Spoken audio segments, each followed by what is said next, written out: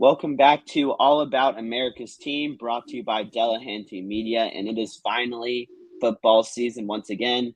We have a really exciting show for you guys today. We have our special guest, P. Diddy here. Thank you so much for coming on and spending some time with us. So I'll give you the floor.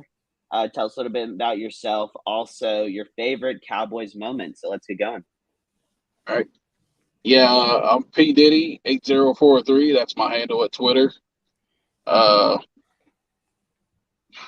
I'm a truck driver, big Cowboys fan, huge Cowboys fan, and I would have to say my favorite Cowboy moment. And I know I'm gonna hear a lot of flack for this, but uh, probably their most recent Super Bowl win. All right. So the when they took out the Steelers in '95. Yeah, Yeah, I mean, Owen and I were unfortunately not born back then, so we have not experienced really anything other than a playoff win. So, um, so I was I was about I think I was about 6 or 7 when they won their last Super Bowl. Okay. all right, well, right on. I envy you, and I'm sure Owen does as well. But like I I, said, yeah, Owen. I only hope to be able to have a moment like that, but well, hopefully this year, but we'll see. Yeah, well, like I said, we are both really thrilled that you took some time to spend with us today talking some Cowboys football. What a better way to do it with the first week, with week one just coming up on Sunday. Cowboys take on the Bucks. So before we jump kind of into everything Cowboys Buccaneers, let's do a little bit of news. So Owen, you take it away with the news. What do you got for us? So in the last 20 seconds, I guess you could say, Dallas just ruled out Michael Gallup, which I think all of us saw from since he is recovering from a Week 17 ACL injury, and also even Jaron Curse, who practiced fully Wednesday and Thursday, did not practice today with a neck injury, and he is questionable. And Dak Prescott, who everyone, including myself, hearts dropped when they saw that his previously broken ankle was acting up and aggravating him again. He and Jordan Lewis, who had a hamstring injury, are both expected to play, which is great to hear and see, because even though we do have a serviceable backup in Cooper Rush, who was able to win a game last year, I think all of us are going to be a lot more comfortable with Dak Prescott under center. And also, in for the Buccaneers injury report, you have Chris Godwin, who is in a red non-contact jersey and did not participate in practice today. You also have Russell Gage and a bunch of other players like Logan Ryan, Tristan Wirfs, who are all injured, and I guess we're going to find out what their status is on game day. But the big one is Chris Godwin, who both him and Michael Gallup did tear their ACLs. Chris Godwin tore his in week 15, and then Gallup tore his in week 17. So if either of them were going to play, it was more likely that it was going to be Godwin. Michael Gallup just starting to go through some individual drills, and those have all been really positive. But Godwin, the reports were that he was going to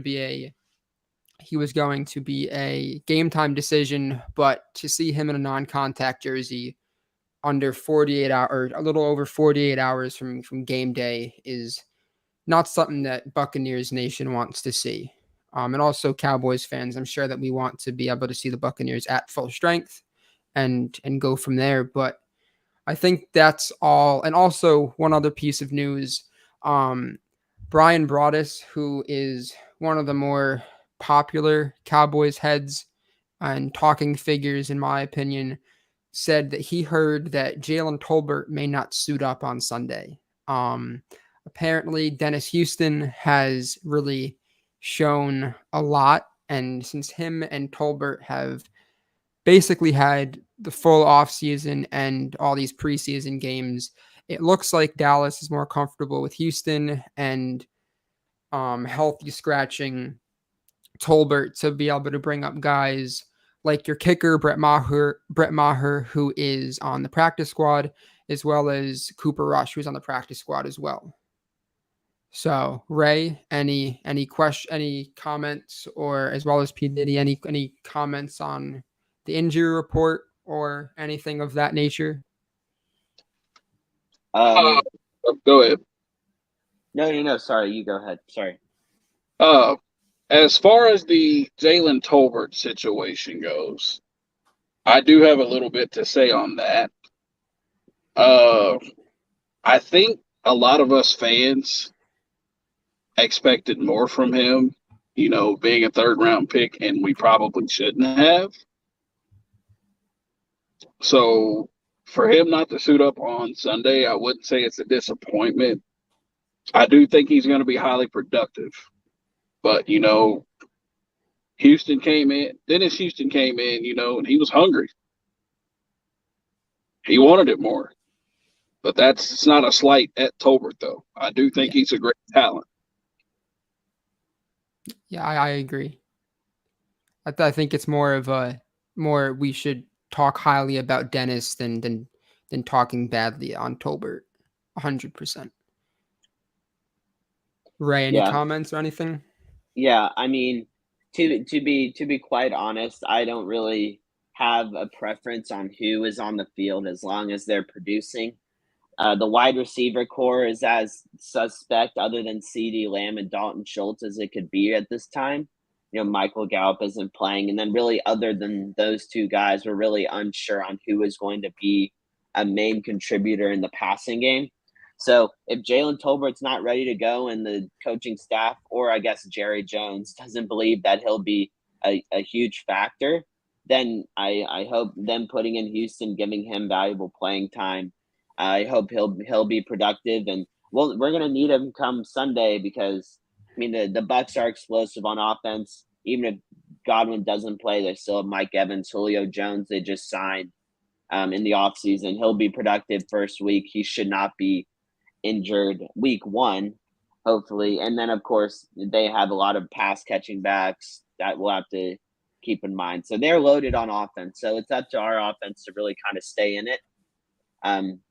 So hopefully whoever's playing at wide receiver will do their job well. And yeah, I mean, congrats to Houston for getting that playing time, if this report is true. And hopefully both of them will see significant playing time in the season and both contribute. But other than that, I don't really have much else to say. Gallup, I didn't really expect him to play really anyway with the ACL, and Godwin is really a hit or miss as of this point with what's coming out of the Bucs camp. But that's all I really got. Yeah, awesome. The only other tidbit that I saw through Cowboys Nation on Twitter is that people are kind of wondering if Sam Williams, the second-round pick, will suit up. And that's solely based on how deep the Cowboys defensive line room is.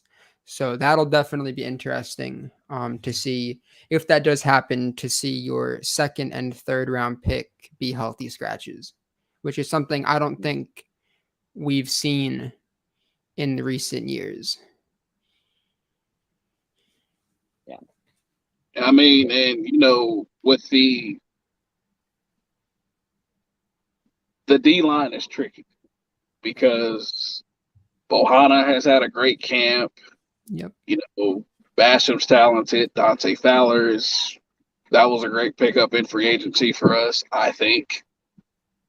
And you kind of just got to feel for you have to feel for Sam Williams if he doesn't get to suit up, because I like how he played in preseason. I really did. Yes, seeing him go up against Charles Cross, who was the player that I wanted Dallas to get, and just beat him several times in the final preseason game, was something that I was not expecting to see. It was something that I was very surprised on, to see Charles Cross getting backed up several times in Geno Smith and in Drew Lock's face. Yeah, I hope to see Sam Williams play. It would be very odd seeing a second round talent, especially at a great preseason, not play. Especially, I mean, the defensive line is pretty fortified right now. It's the strongest it's been in a very long time, so I understand why he would not be out there. But I mean, hopefully we'll see him as soon as possible because he is. They did spend a pretty high pick on him. I do think they expect him to take over for Dorrance Armstrong eventually, and I would like to see him get a little bit of playing time in the next couple of weeks, if not this week. But I mean, if it works out without him, great. If it doesn't, then I guess we have something to talk about next week. That's For all. That's sure. about all I have to say on that matter. For sure. Yeah, it was very, very good to see Dak and Jordan Lewis be able to play, especially with Jordan Lewis being their starting nickel and of course Dak being the face of the team. But Ray, why don't we move on to the next segment? All right, sounds good. Sounds good. So, speaking of Dak Prescott, he was ranked on the most recent Ringers QB top 10 list. This was a very interesting list for Cowboys fans and fans of other teams as well. Dak Prescott finished above names like Joe Burrow, Matthew Stafford, Lamar Jackson, Derek Carr, and I mean, it caused a lot of heads to be turned to the side a little bit, especially with the most recent Super Bowl winner and the most recent Super Bowl loser being ranked behind the Dak Prescott, who didn't make it out of the first round this year. But let's just wanted to get the thoughts of everyone. I'll start with you, P Diddy. What did you think about the list, and also, do you have any issues with any part of the list at all? I don't have an issue with the list per se. I will say I do think Jackson should probably be above Dak. I also think Burrow should as well.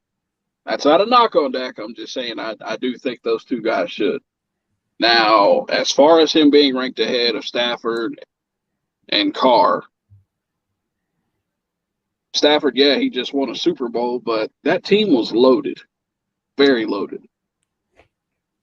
And Carr, I mean, Carr really hasn't proven anything since he's come into the league.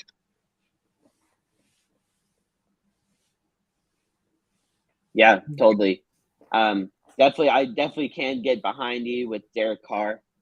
He's one of those guys that's kind of set up to make a jump this year with the acquisition of Devontae Adams.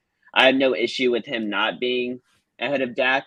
I am a Stafford guy, so I did have a little bit. I mean, watching Stafford in his years in Detroit and feeling a little bit bad for him, honestly. I mean, I know he had Calvin Johnson for a lot of his time in Detroit, so there's not really much of an excuse there having a top 3 or 4 all time wide receiver. But I mean, Detroit would have been hard for anybody, and still, even with the loaded team, you still have to win. And I do think that Stafford he does deserve, with the Super Bowl accolade and the run in the playoffs, I would put him a spot or two above Dak. That is subject to change. Stafford did not play well last night, so I mean the most recent look at him was not very great. But that's just my parte on the list. I'd have Stafford over Dak. Probably would not have the Carr over Dak, but I do agree with the Burrow and Lamar take that you had. Owen, what do you got? Yeah, Lamar, I just think solely based on his rushing ability. I know that his ability to throw the ball has been knocked since he's been in college and since he's entered the league. And I thought that last year Lamar was really going to be able to take that next step. But obviously, when your whole secondary is injured and you have practice squad guys going up against top wide receivers like Jamar Chase, and then Jamar Chase having a career day, it's kind of difficult to establish yourself and your team as the top in the AFC. Joe Burrow, he had a great year last year. Hopefully he's able to replicate that this year. Kyler Murray, if you want to talk about first half Kyler Murray, then sure, he's probably one of the best quarterbacks. But when the second half of the season comes around, or as many people say, Call of Duty gets launched, his stats kind of drop off. And Stafford, yeah, I definitely agree with you, P. Diddy. I've said this for a while. The Rams, all they needed was a quarterback that was better than Jared Goff. And luckily, Stafford was in that position where he was able to get to the playoffs. And yes, his game-winning drives in the playoffs is nothing to look away from. But when you have guys like Aaron Donald, who is by far the best defensive player and one of the best defensive players ever on your team, and then you have Jalen Ramsey, who I know last night kind of got beat a lot, but he's a top 3, top 5 cornerback. To be able to have him, be able to have a GM who doesn't really care about draft picks and wants to get better day one. When you had a guy like Von Miller who rejuvenated his career and last night even did more with that. And you have Cooper Kupp, who I know who had close to 1,000 yards before in the season before Stafford came, and then he has one of the best seasons by a wide receiver ever. That's definitely because of Stafford, but I think that team was great, and also having one of the best coaches in the league. And then Carr, since that MVP run that he had a few years ago, and then he evidently broke his leg or broke his foot, I forget which one. That was the Derek Carr that we've been waiting to see, and I hope that we do see him. But sadly, we have not. Last year he had 4,800 yards, so big yards guy. But then he had 23 touchdowns and 14 interceptions, and then when you look at that, that doesn't really look like a top 10 quarterback numbers. And now he has a top 3 wide receiver in the league. So those will change. And yes, they have a connection in college.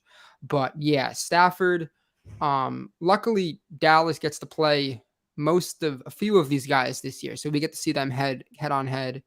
But Kyler Murray, I don't think is better than Dak. If you want to say he's a better athlete, sure. But I know that ESPN loves to post about Kyler, but the one post that I really remember is the Cardinals offensive line breaking down and then Kyler just running around the pocket and then getting a 10-yard gain. And sure, that's great. But if that's your most memorable play out of 17 games, then I think that's an issue personally. Lamar, definitely, I think this year he'll be better just with the team around him. And then Stafford, I think they're kind of on the same level. Joe Burrow, better. And then Carr, I do not think is. But I thought the list overall was good. I've come to realize that writers, they either love or hate Dak. So each article, you'll kind of see him top 10 or like on the higher side of top 10 or on the lower side of top 10 or maybe even out of it. So you either love him or you hate him. Yeah, so really what this list gave me the idea to kind of build my QB tier list. I'm just going to go through it and then take some feedback from both of you guys. So my tier 1 is just the, best of the best, the obvious choices. Mahomes, Josh Allen, Tom Brady, Aaron Rodgers. Most of those guys, other than one you expect to win you playoff games, Rodgers is the only one who is a hit or miss, but he's still a top 2-3 quarterback. Also, these aren't necessarily in order; these are just based on the tier. But tier 2 are the up and comers. They're the consistent guys, or have just been in the league for a long time and have been successful in the postseason, or have MVPs. So. I have Joe Burrow, Justin Herbert, Russell Wilson, Stafford, Lamar, and Deshaun Watson. Deshaun Watson's the only iffy one. He hasn't played in 3 years, but when we last saw him, he had top 5 numbers and really kind of elevated the Houston Texans, especially with where they are at this time as of right now. Tier 3 are the guys who can be really good but haven't really shown much as of yet, or older, or just inconsistent in general. I have Kyler Murray, Dak Prescott, Derek Carr, Matt Ryan, Kirk Cousins, and then my two cause for pauses are Jimmy Garoppolo and Jared Goff. Reason why I have both of them on there is they've both been to Super Bowls, and they've both shown that they can win games when you give them a little bit. Jimmy Garoppolo, like him or hate him, has one of the best winning percentages as a quarterback right now, and he's been in a Super Bowl and and has beaten Aaron Rodgers twice in the postseason. So I'll give him a little bit of credit for that. I do think that you could see Jimmy Garoppolo in there in San Francisco if Trey Lance does not do what everyone expects him to do. My tier 4 are really just kind of guys that are hit or miss. Jalen Hurts, Jameis Winston, Mac Jones, Trey Lance, Daniel Jones, Zach Wilson, Baker, Trubisky, Carson Wentz, and Justin Fields. Just a really big list of guys that either haven't shown anything yet or have shown something or really talented but throw a lot of interceptions. And then tier 5 are just the bottom of the barrel: Geno Smith, Drew Lock, Davis Mills, Mariota, and Brissett. So what do you guys think on that list? And do you like anyone who needs to move down or move up based on that?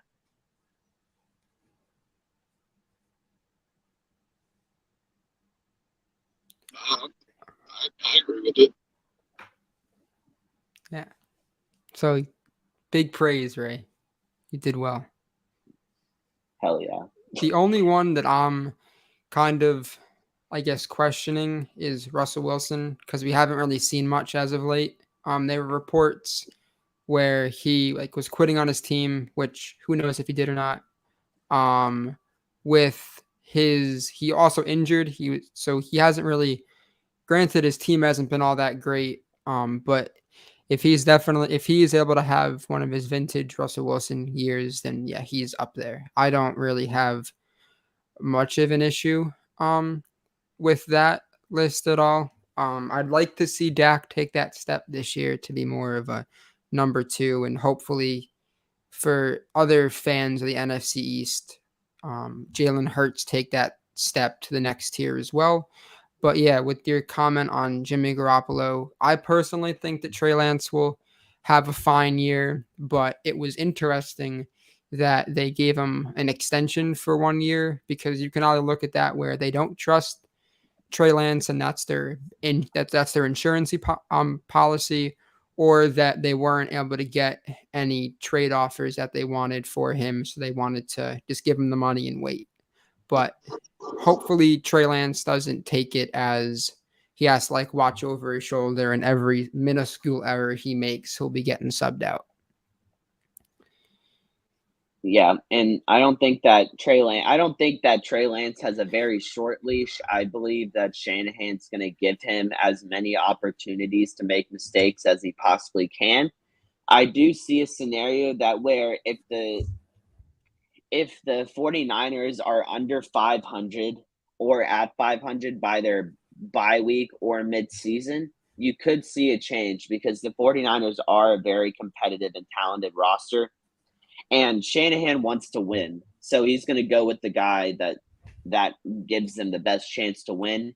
And if Trey Lance is a roller coaster, then I think Jimmy Garoppolo is at least more consistent than Trey Lance is, and he's a guy who's been there before and knows how to manage a football game. So I do see that they could make that change. But I mean, also Trey Lance could be the next Mahomes next year. There's really no idea what he could do, but yeah, I mean, as for Russell Wilson, other than last year, his numbers are top 5.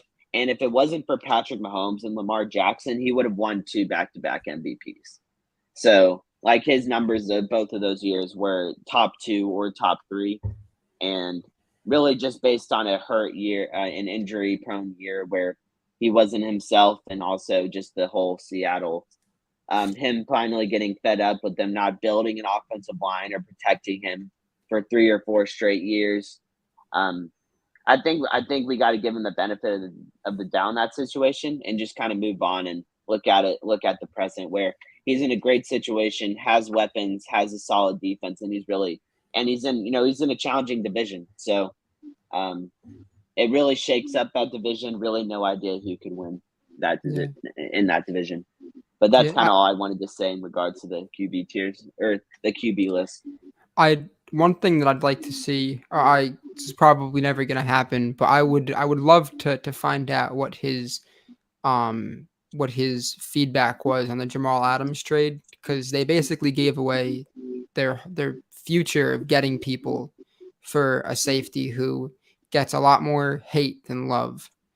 I'm thankful as a Cowboys fan that they didn't get Jamal, because Jamal was rumored to go to Dallas, and if they traded 2 first-round picks plus, this team would not be anywhere near where it is right now.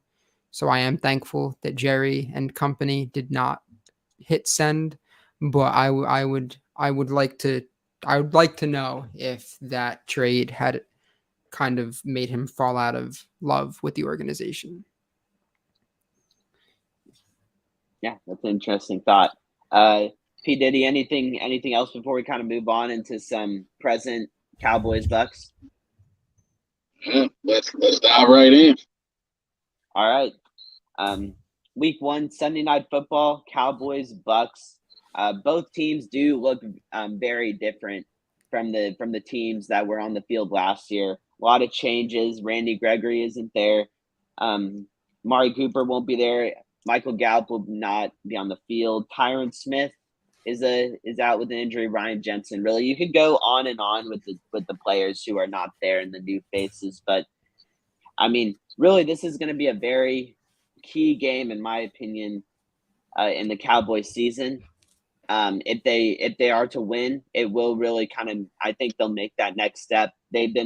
Cowboys have been a team who have kind of beaten up on their division and then struggled against the rest of the league, especially in the playoffs. So I think if they are to win this game this weekend, it could, elevate them to a team that wins a lot more games against top opponents. So I'm really excited to see what they do there. But just to kind of start and dive into this matchup, we can just kind of go through some of the main injuries and the people who will miss time, and just see which guys' absence will impact both teams the most. Some notable injuries just to throw out there: Ryan Jensen, the starting center, is out for the game. Their guy that they had filling in for Jensen also got hurt, won't play. So they have Robert Hainsey, who was a converted offensive tackle out of Notre Dame, starting center in week 1 for the Bucs. So that'll be very interesting, just with him converting to a new position, arguably the most important position on the offensive line. And just right next to him on the left side, Luke Gadecki, a second-round rookie. He's also filling in for the injured left guard, Aaron Stinney.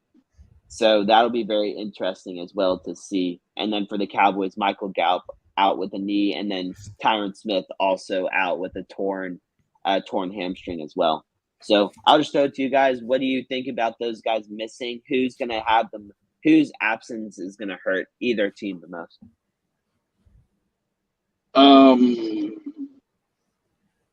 I think the center position for the Bucs is a bigger loss than we realize.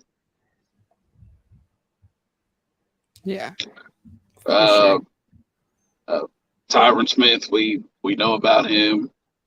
He hasn't played a full season since 2015, but not having him for the majority of the season is going to be a big deal.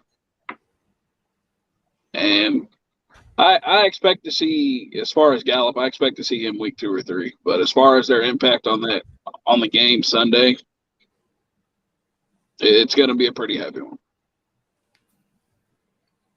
Yeah, for sure. I agree. I agree on that. Not having Tyron Smith is going to have a big impact. But I mean, as Jerry has mentioned, and you mentioned, we've not had Tyron Smith for multiple games for the last 3, 4, 5 seasons. So they do have some experience not playing without him. It will be a little bit different this time, having a raw rookie at left tackle who's been playing left guard in practice the entire training camp. So it'll be very interesting to see how Tyler Smith does out there on the island, being the blindside protection for Dak Prescott. Hopefully they're able to help him out, give him a little bit of help with double teams. But that will definitely be something to look out for. And then as for the Ryan Jensen being out, that's going to be that overall is just very interesting. I think Tom Brady's ability to get the ball out quickly will be a will be able to kind of mask that a little bit. But then there's really no telling how many snaps are going to be off target, going over his head, going to the side. A lot of snaps that will just kind of shake up the rhythm.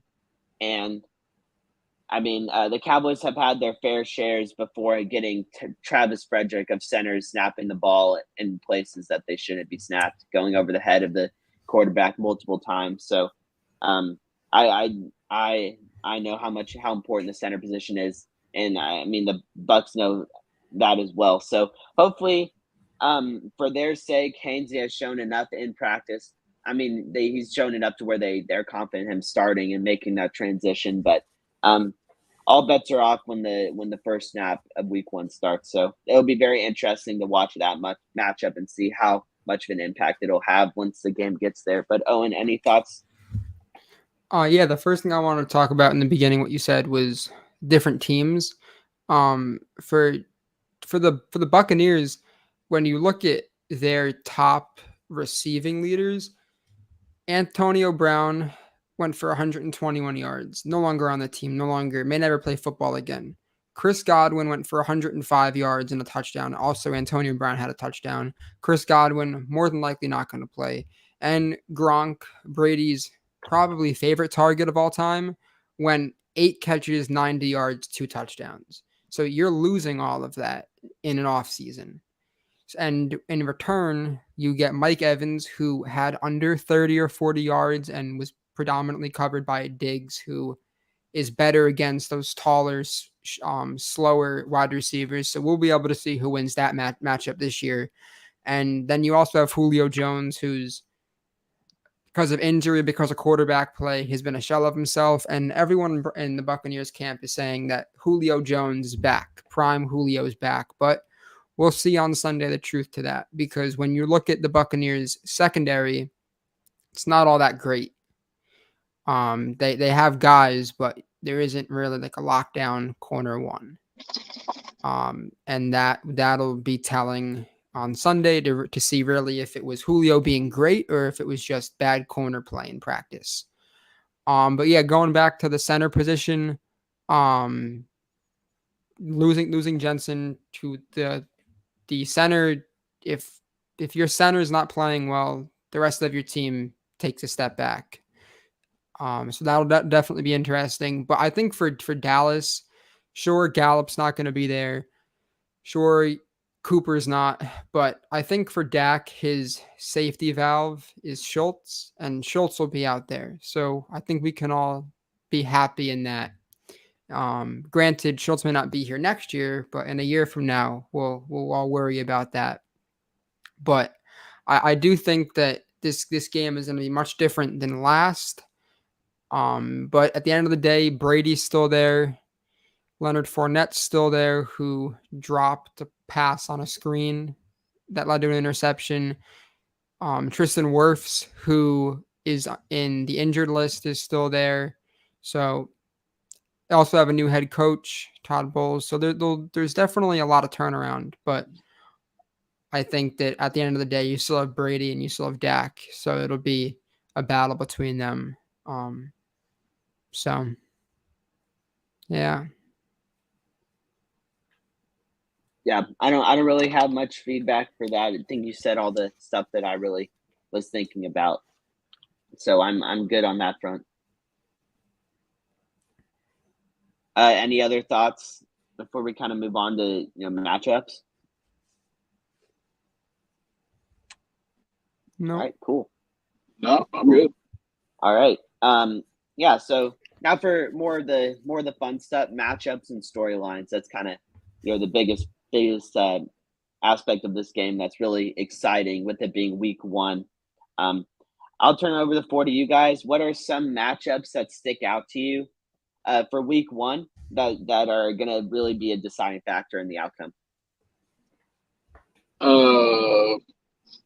Dallas's front 7 against Tampa's offensive line is gonna be pretty impactful. Yeah, for sure. Yeah, if Dallas's front 7 can get pressure on Brady, it's gonna be a long night for Tampa. Yeah. Mm-hmm. On the flip side of that, Dallas's receivers versus Tampa's secondary.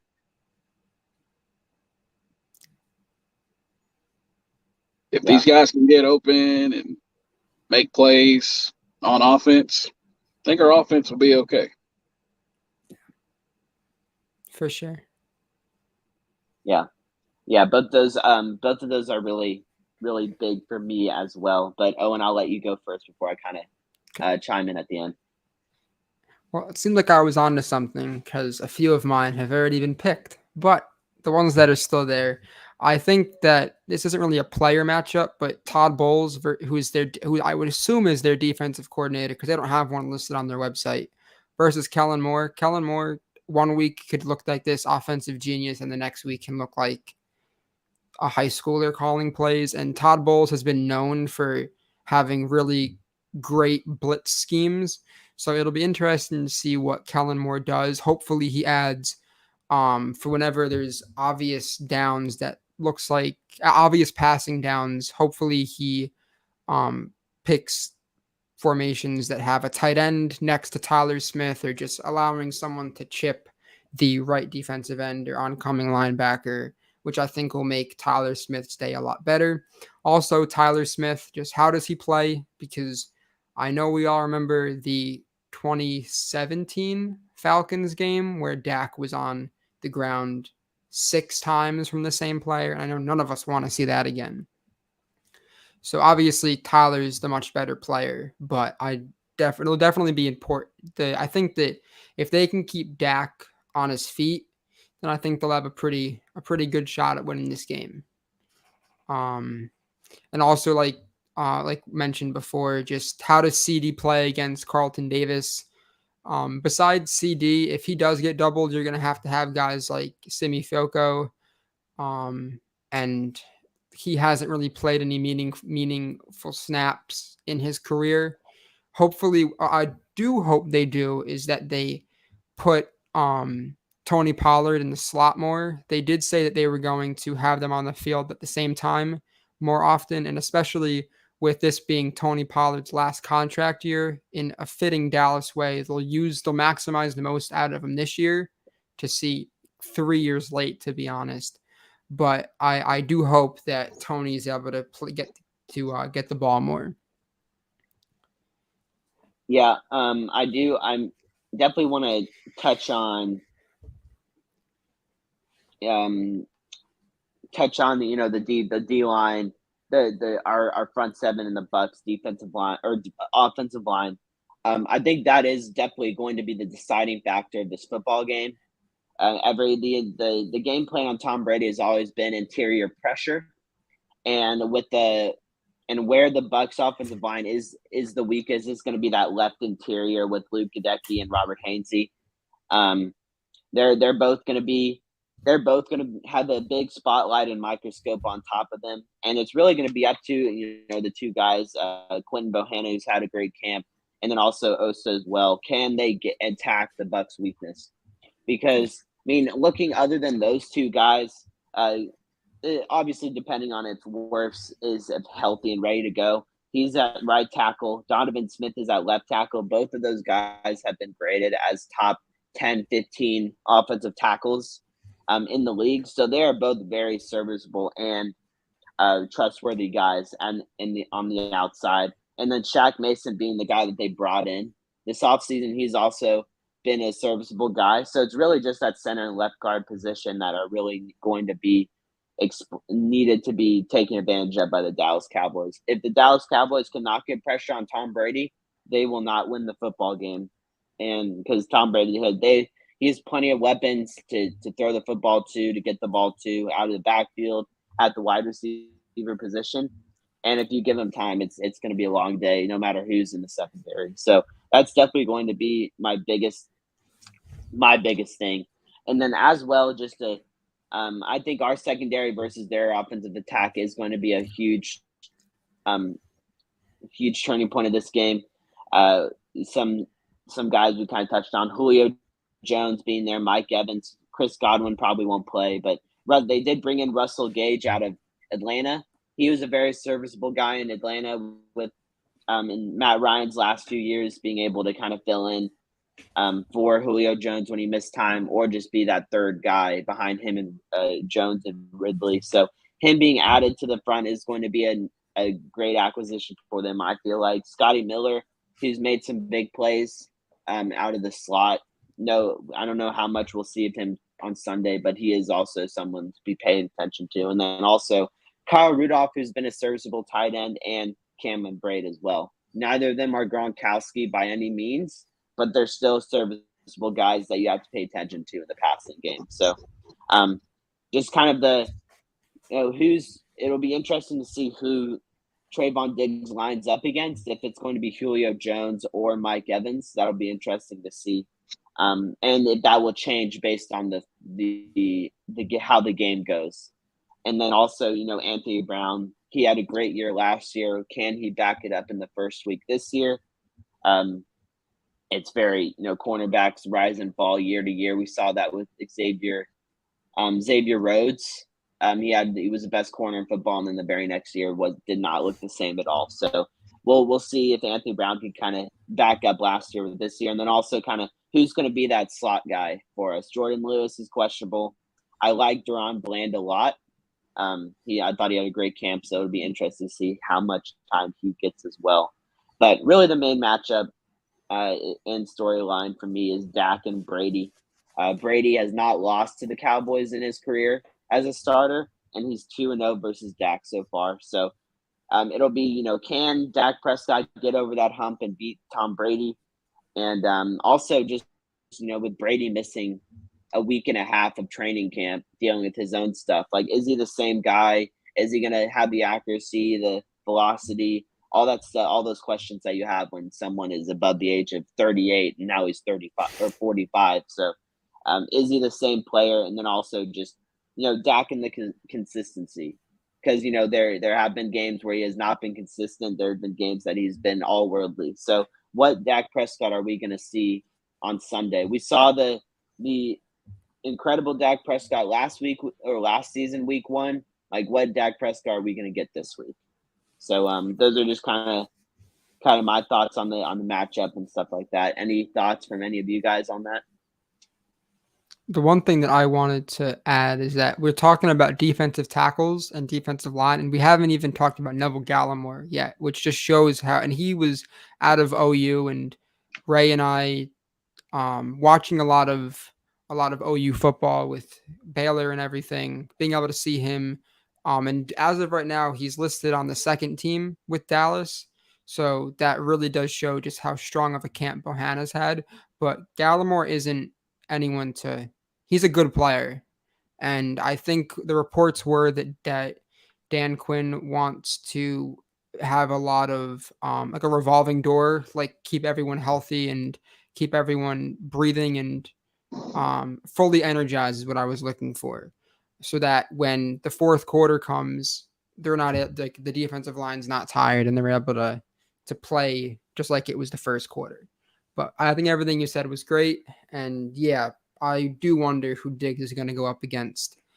So, and I'll also wonder if I hope not, but hopefully we don't see any of the Anthony Brown getting PI calls. I could really go without seeing that, a Raiders throwback.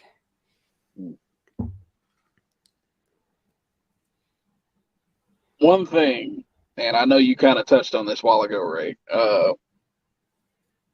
is Tom Brady in the right mindset?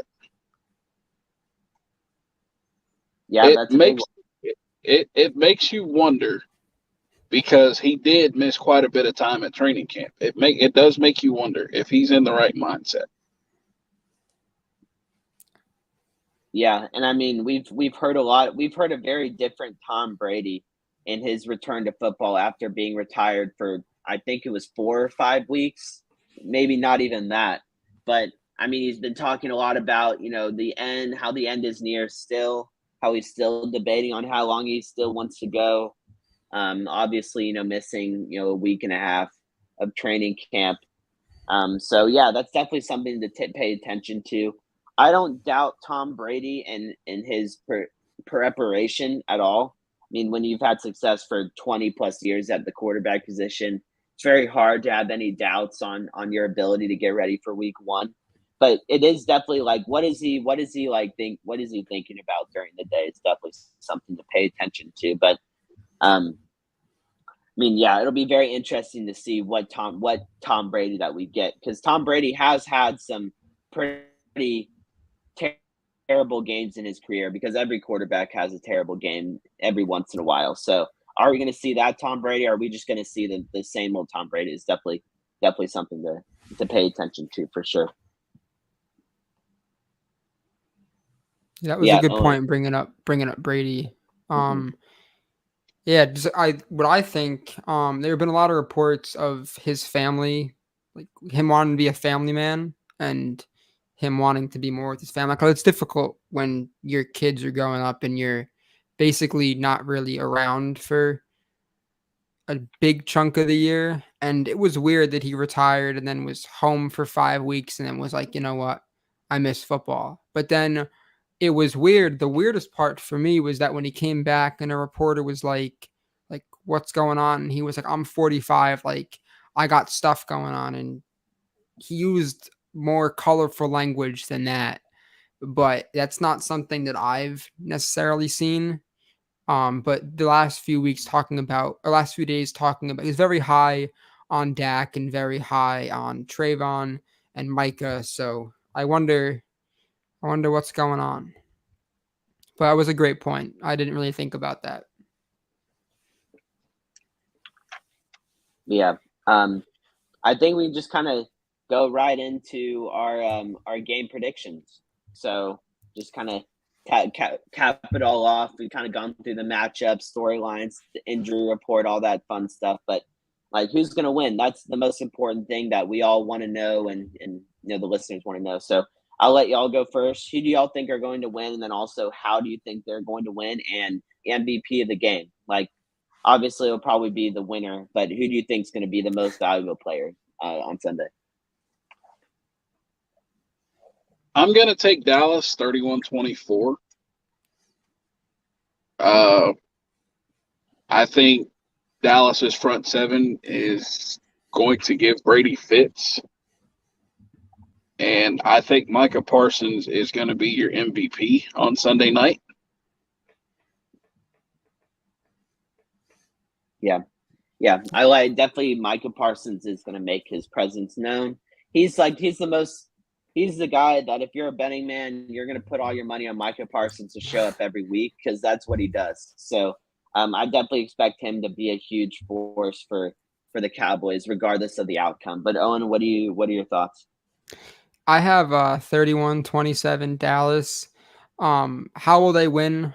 I think this is a big revenge game, because after Dallas lost, it was a lot closer than I think people expected it to be. You could see Dak telling Brady, like, we'll see you at the end of the season, kind of talking about meeting up in conference championship or something like that. And obviously that didn't happen. And DeMarcus Lawrence was asked the past few days, like, how do you feel about being the underdog? And I think that he was kind of taken aback. And the last time that one of the times that I've seen DeMarcus Lawrence kind of get upset with the underdog stuff like that was when they went up against the Saints in 2018, I believe the year was, and the Saints were 11-0 and they were the best team, and they lost to Dallas, and no one expected that. And a big reason to why they lost was because of DeMarcus Lawrence and just his presence. So hopefully we see a vintage D-Law. I also think the Bucs' weak offensive line and then a questionable secondary. But my game MVP is CeeDee Lamb. It's about time that he kind of shows and becomes a presence. Obviously out of that draft class, but the first wide receiver you think of is Justin Jefferson. And I think a big reason to that was because he was in a position where he was able to get wide receiver one targets. But when CeeDee Lamb was drafted, which that draft pick, I was very, very surprised that they picked him instead of AJ Terrell.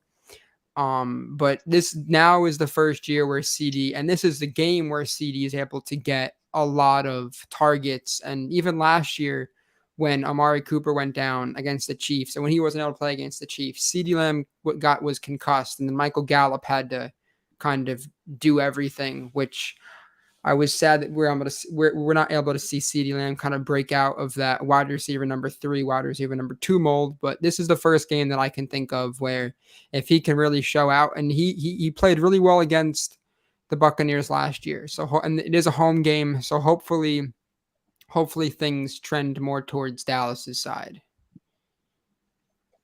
Yeah, I'm gonna be the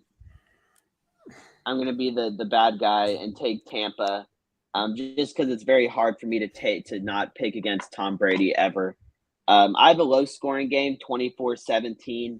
I think there's not going to be very much scoring this game because both defenses are gonna be the stories. I do think that the Dallas getting to Brady will limit the scoring for their offense, but I do think that Brady's ability to get the ball out really quickly, he's shown that throughout his career. That's really been what's kept him in the league so long, is his ability to make quick decisions and get the ball out. So, I mean, getting it out to Bernard, Fournette, and then just quick passes down the field is really going to be their way of kind of protecting him against, from the weaknesses of their interior offensive line. But honestly, I think the reason why the Cowboys would not win this game, whereas I think that if we were to play this specific matchup last year, the Cowboys would win. But I think the reason why they're not going to win this year is because of the uncertainties at wide receiver.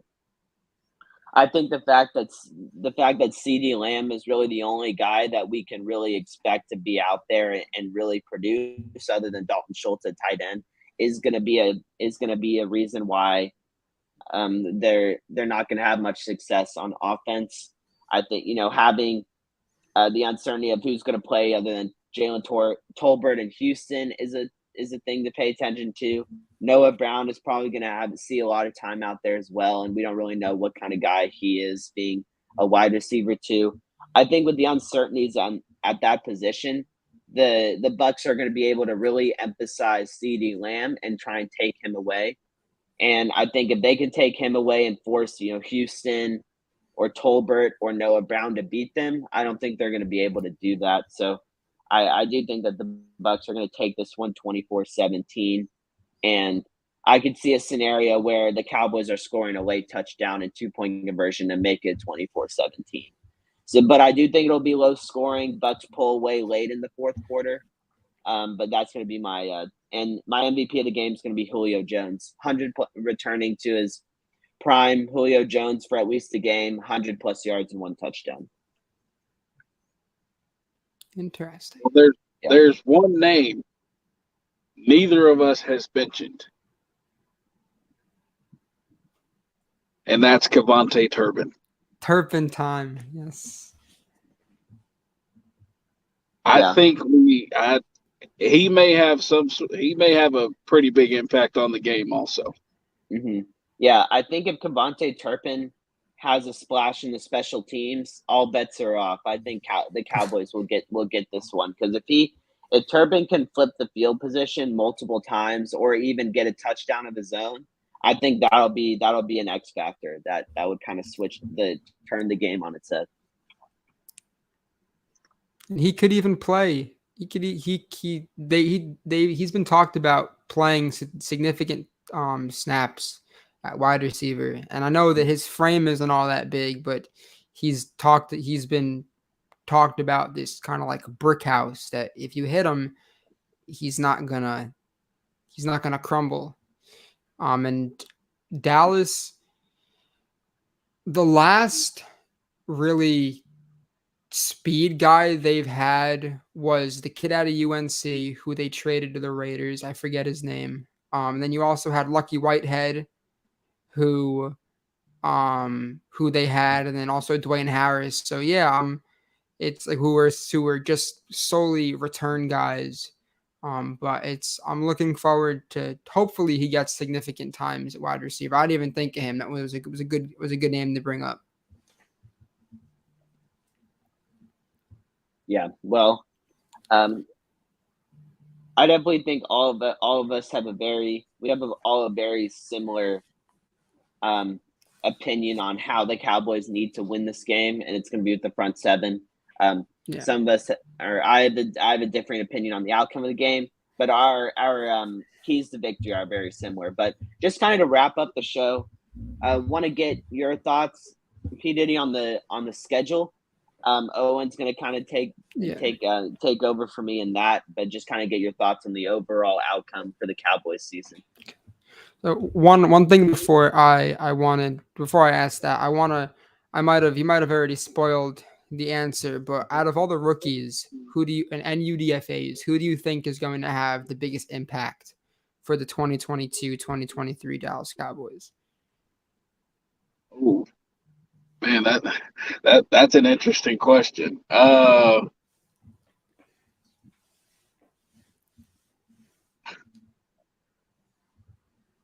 I'm gonna have to go with I'm gonna go with Tyler Smith here. It's a good And the answer. reason for that is he is going back to his natural position of left tackle.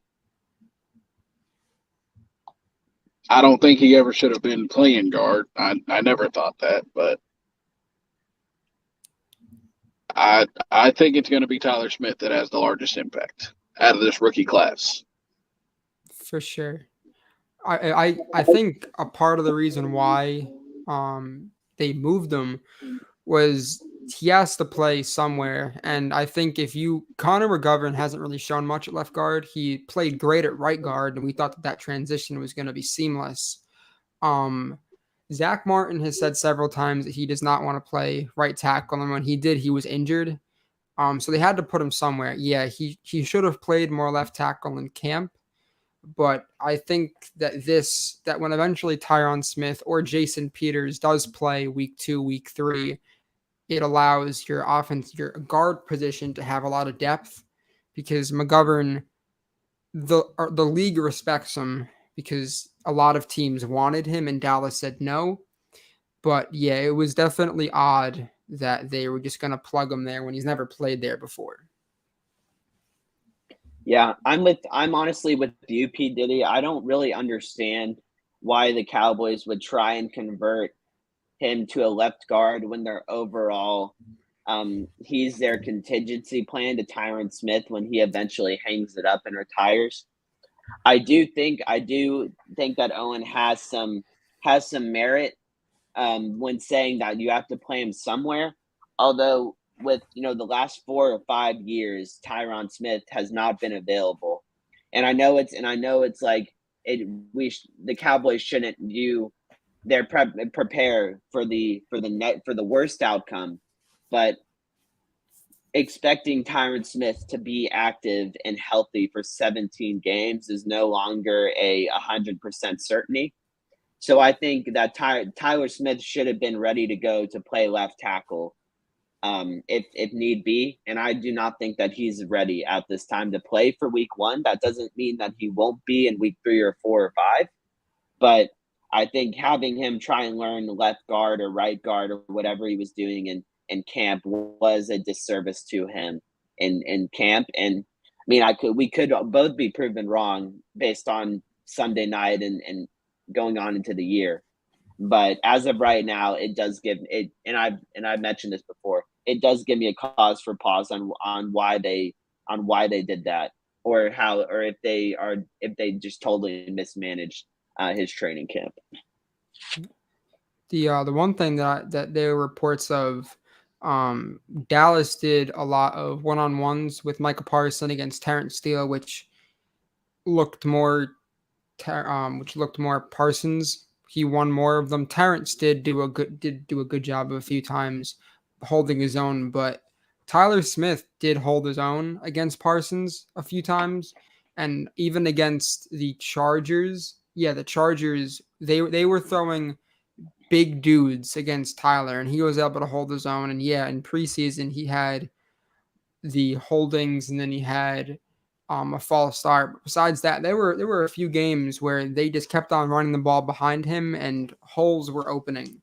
So I do think that even though left guard wasn't his natural position, that he was able to hold his own. And he was playing left tackle at rookie minicamp, which was in May. So it's not like he's months, or well, he is months, but it's not like he's like a year's removed. And he did play left tackle at Tulsa, but like Ray said, it was definitely weirdly managed.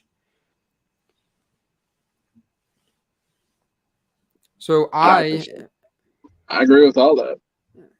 Yeah, one thing also, I think what they were trying to do was that, like you said, Ray, they were hoping, they knew the worst was going to happen. So what their plan was, or in training camp, was to just have Connor McGovern play left guard for all of the the practices, because they knew that Connor was going to have to be ready for Tyler to move over to left tackle.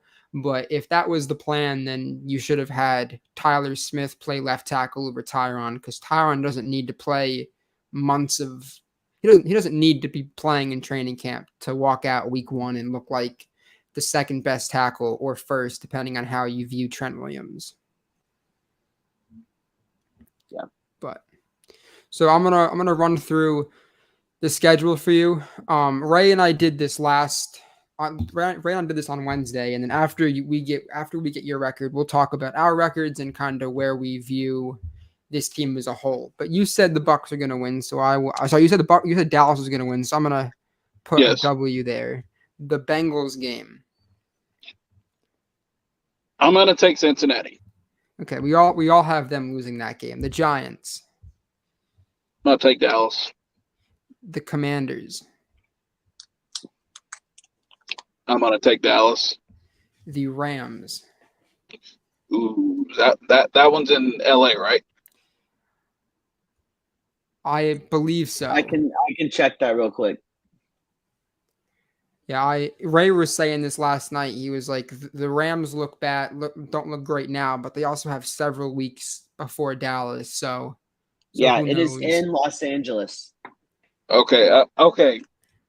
It doesn't really matter. I was just curious, but I'm going to take Dallas there, and here's why. There are a lot of Cowboys fans in LA. Yeah, I'm going to take the Cowboys in that one. Okay. Yeah, and I mean the Rams fans have not done a good job of filling their stadium. And even last night the Bills were very loud there, and even in the Super Bowl the Bengals were loud as well. So I mean, they definitely have trouble with the home field advantage aspect of the game. So I think that will be a factor. And the next game is against the Eagles. I'm gonna take Philly here. Yeah, I did too. After that, you have against the Lions. Ooh. I look for Dallas to bounce back there, so I'm going to take Dallas in that one. Okay. The Bears.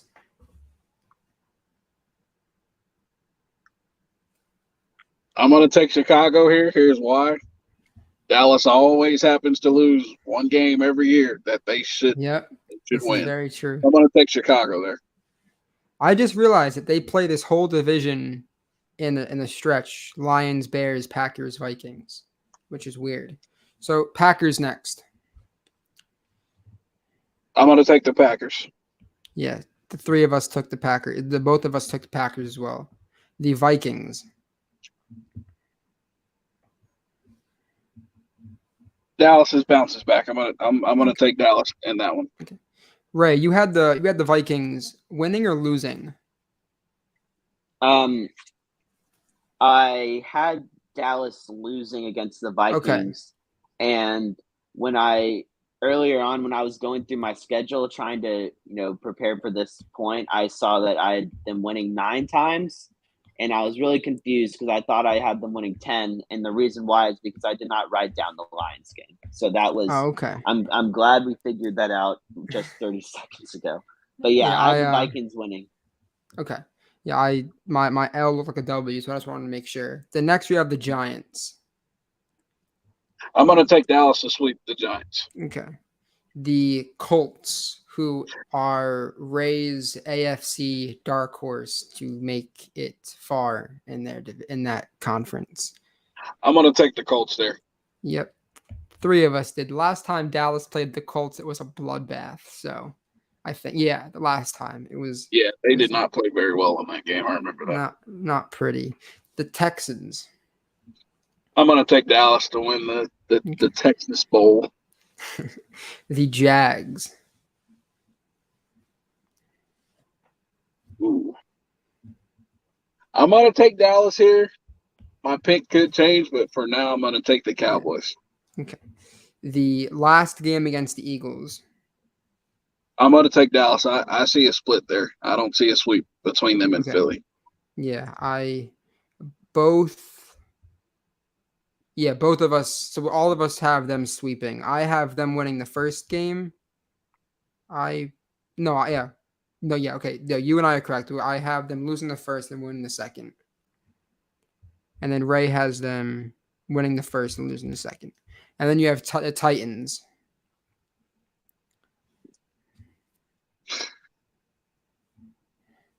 I'm going to take Tennessee.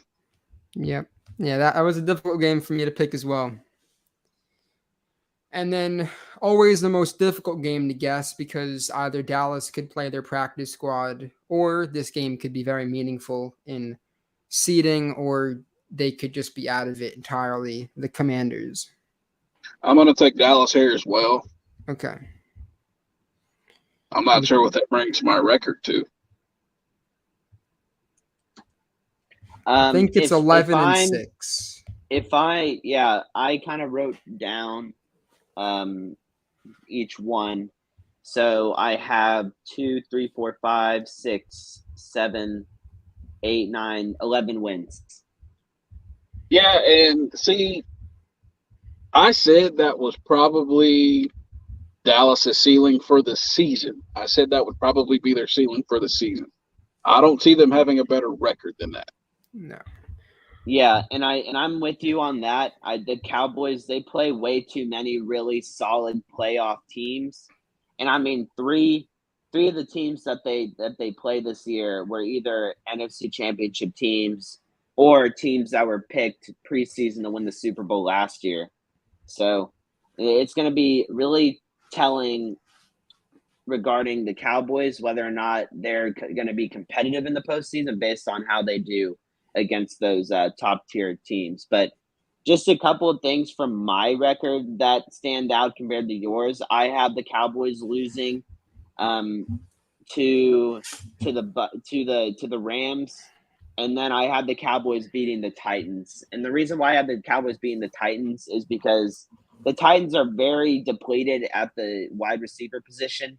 I know they still have Derrick Henry, but it's a lot easier to plan for Derrick Henry when you don't really have to worry about the outside as much. And Ryan Tannehill looked great with A.J. Brown and Julio Jones, but neither of them are in Tennessee now. So he's going to be relying on Robert Woods, who is a hit or miss wide receiver 2 or 1, and not to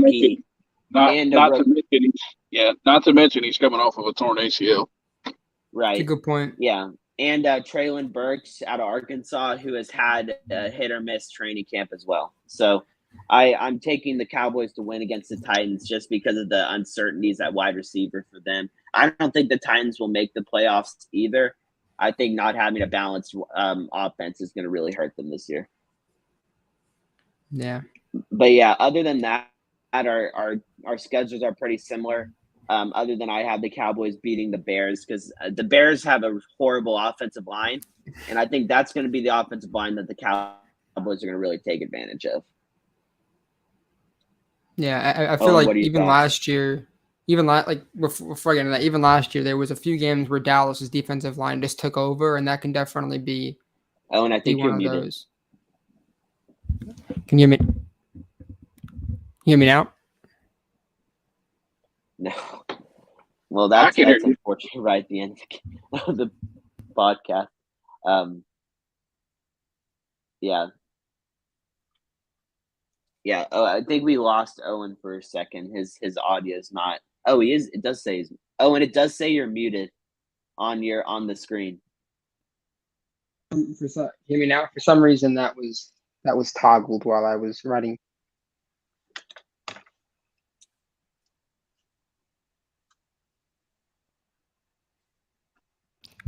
Now, I can hear you. you can? I can. Okay. So, all right. Yeah, while Owen's Uh, trying to get back, any other? I'm curious to get your thoughts on the Vikings game because there are a lot of talks from some talking heads that the Vikings could make a leap this year with the new coaching staff and obviously having Dalvin Cook healthy, Justin Jefferson. So I mean, what are your thoughts on that game? Do you think it'll be a shootout or like low scoring? What's kind of your thoughts on that one? I think it's going to be more along the lines of I don't think it's going to be low scoring as opposed to what it was this past season. But Say that one more time. I don't really think it's going to be low scoring like it was this past season. yeah, I do think there's going to be a bit more offense this time around. yeah, me too, for sure. You can hear me, right?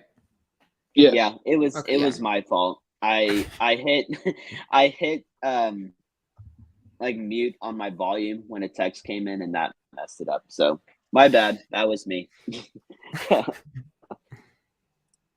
Well, going back to the record prediction, yeah. So you and I both have them going as 11-6, and Ray is 10-7. Personally, I think they're this team can either be 9 or 8 or 11-6, and I think that those games really depend on the Titans game, depending on because Derrick Henry kind of takes over in the end of the year. So it'll be interesting to see how that really goes, and also the Vikings game, like we talked about a few moments ago. I think besides the division games, because I think the division games besides Philadelphia, Dallas should really have a good grasp on. But they're just 2 or 3 games where if they don't play like they're supposed to, then we can really see that's when we can really see the Eagles take over and ultimately win the division. Yeah, and I mean the one thing that really gives me, I mean the Eagles are very talented all over their team, but I mean I don't think that we can give them respect until Jalen Hurts makes that next step. So that's really the only reason why I have the Cowboys still winning the division, is just because I think that Dak Prescott, as hard as I am on him at times, he's above Jalen Hurts as a quarterback, and I'll take Dak Prescott over Hurts any day of the week. So that's why I kind of have the Dallas Cowboys at number one in their division. Yeah, while we're talking about division, P Diddy, so 2 questions. Who do you think is going to win the division? And then who is your Super Bowl matchup and ultimate Super Bowl winner? I think Dallas wins the NFC East just based on, they have the best quarterback in the division. And to me, they have the best defense in the division. That combo is a recipe for success for them.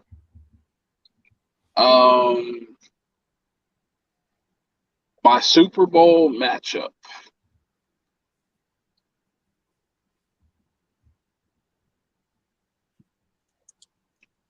It's a tough one. A lot of good teams this year. It really is. But I think Tampa returns to the Super Bowl in the NFC. And I think it's going to be Buffalo in the AFC, with Buffalo ultimately winning it. Finally getting that first Super Bowl ring in Buffalo. Ray, what is your? Wasn't my Super Bowl pick Rams Bills? Yeah. Yeah. So the nightmare in LA last night I had being the Super Bowl matchup in February. I think the Bills really kind of fortified my thoughts on them preseason. They look very good. Von Miller's going to do wonders for them on defense. And I mean, even not having Tre'Davious was it Micah? It was Tre'Davious White, I think, was not playing last night. It was either him or Micah Hyde, and I'm pretty sure it was Tre'Davious White who was out. But even not having him out there, they were still able to get pressure on Stafford and really keep him on his toes. And, really the pressure forced 2 of the 3 interceptions that he threw. The other one being I guess the third, you could say the pressure as well. But 2 of them caused the 2 mistakes and the inaccuracy for one of those 2 interceptions. But I think the Bills defense is going to be a lot better than it was last year, even with it being pretty formidable last year. And just Josh Allen's just on another level in regards to being a solidified quarterback. I mean, just his accuracy improvement over his tenure with the Bills is just remarkable. And then he was a very, very accurate last night as well. But I think the Rams, they're just built to get back there.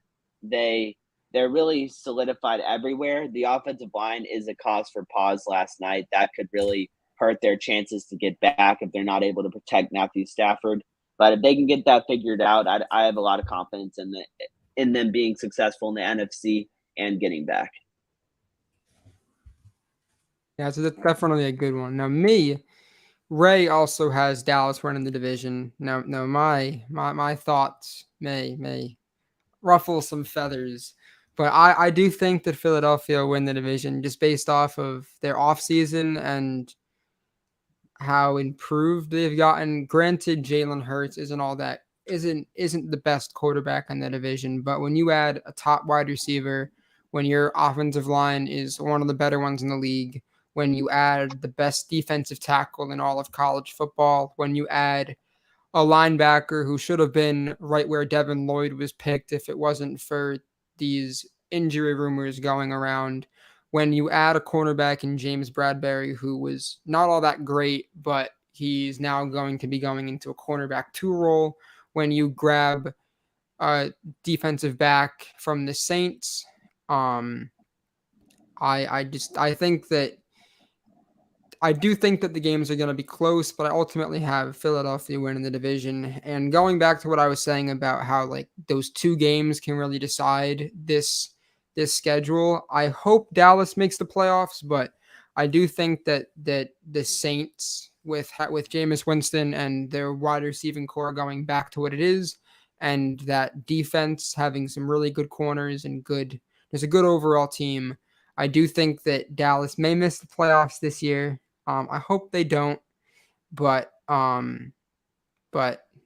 that and my Super Bowl pick, I have the 49ers coming out of the NFC. Yeah, they have basically a rookie going in there, but I just think the rest of their team is great, and all they need is a quarterback that's better than Jimmy G, and hopefully Trey Lance can be that. And then out of the AFC, I have the Chargers. Their whole team got so much better than it was last year, and he's been waiting to get to the playoffs for this moment to be able to play well, and he showed how great he is against the Raiders last year. And even though it didn't really go out the way that he wanted it to, I think that he's poised to he's already in that A tier for a lot of people. So I think this year will be his year to finally get some playoff wins under his belt. Yeah, I mean, definitely a lot of change. Definitely a lot of different thoughts on the Super Bowl picks. We're all pretty similar in the NFC East, with Owen being the outlier picking the Eagles, but I mean, at least he didn't pick the Giants. But yeah, I mean, that's about all I have for the episode. Owen, do you have anything else you wanted to go through? I'm just happy for football to be back. Same. It definitely makes the fall semester a lot easier to get through. I'll say that. And yeah, they're gonna be a lot of the divisions in football are great this year, and I think the Chargers division is going to be a bloodbath every single interdivisional game. A lot of storylines this year, and I think overall, talking about Dallas, I think this year and next year are really gonna decide how what the team's going to look like in a few years, because Zeke, this is the last year for guaranteed money, so they can get rid of him. Dak, or his opt out year, or his whatever the term is for it. Dak, his year to cut or to get rid of him is 2 years from now. So there's at the end of next season. So there's, if things don't really go how we envision them to, I could foresee a lot of change happening. Yeah, I don't think that the Cowboys are going to get rid of Dak Prescott. They're a lot more likely to get rid of Ezekiel Elliott after this year, depending on if he shows up. But I'm with you. Really excited for football to be back. It gets very dull after the NBA Finals wraps up, and you have that 4 month period of just kind of being in limbo when it comes to sports. But excited that college football is finally back. NFL, I know you have a really scary matchup in Austin coming up tomorrow with Alabama coming to town. So yes, I'll be watching from up here, trying to stay as neutral as I can. But I will say that I am looking forward to a thrashing. Texas did say that they've been preparing for this game for a few months. So if it backfires, it's going to look pretty bad on the head coach. Well, I can't really give him much hate when it's Alabama, and I mean, I honestly think Texas will be a lot more of a force for the conference this year. But I mean, I don't think Alabama's gonna have much of a fight, other than maybe a quarter or so. But yeah, overall, P. Diddy, thanks so much for coming on. It's been a blast. Definitely, yeah, definitely would want to try this out again later on the season, maybe like around mid-season, see how the team shakes up if you're up for it. But that's about all we had for this show. I'm really excited for week 1, Sunday night at around 7:15, 7:20 Central Time, I believe, is when the game will be going on. So I'll be doing a little bit of tweeting from the Cowboys, or our Twitter handle at America's Team, capital P, capital C. And then P. Diddy, go ahead. What Twitter handle? Where can they find you? And my Twitter handle is P Diddy 8043. I'll be live tweeting from the game as I'm watching. Oh yeah. All right, sounds good. Yeah. Thank you again. Yeah. Thank you guys for having me. Of course. Absolutely. And Owen and I will be back to do a post game show of Sunday. Look forward to that around Monday, Tuesday, Wednesday, and then we'll be here once or twice a week, or twice a week for pregame, postgame, all that fun stuff. But that's all we have for today. Thanks everyone for watching. Go Cowboys. Have a great weekend. Go Cowboys. Let's go get them, Cowboys.